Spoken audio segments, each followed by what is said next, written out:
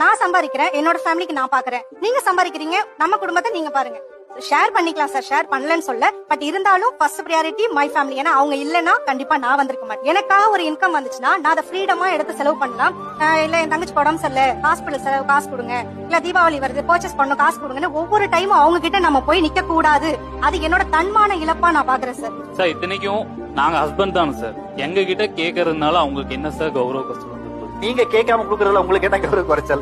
நான் வேலைக்கு போக கூட தேவையில்லை. என்ன சொல்றாங்க, நானே பாத்துக்கிறேன் உன் ஃபேமிலி சேர்த்து அப்படின்னு சொல்றாங்க. ஆனா அவங்க ஃபேமிலி சைடு என்ன சொல்லுவாங்க தெரியுமா சார், ஓ என் பையன் சம்பாரிச்சு உன் குடும்பத்தை சேர்த்து பாத்துக்கணுமா அப்படின்ற ஒரு கொஸ்டின் வந்து அவங்க கிட்ட டைரக்டா வைக்க மாட்டாங்க. அவங்க எப்போ வீட்டுல இல்லையோ அப்ப இன்டைரக்டா என்கிட்ட கொஸ்டின்ஸ் வரும் சார். சொன்னா நம்ப மாட்டீங்க சார், 6 மந்த் ஆயிடுச்சு எனக்கு ஒரு செப்பல் வாங்கி கொடுங்க கிட்ட 6 மாசம் ஆயிடுச்சு சார். இருக்கிறது போடு, அது அரட்டும் அப்புறமா வாங்கிக்கலாம். ரொம்ப அலட்சியம். எனக்கு என்ன காசு என்கிட்ட இருக்கு, ஆனா அதை என் கணவன் எனக்கு வாங்கி கொடுத்து நான் போடும்போது அது ஒரு லவ், ஒரு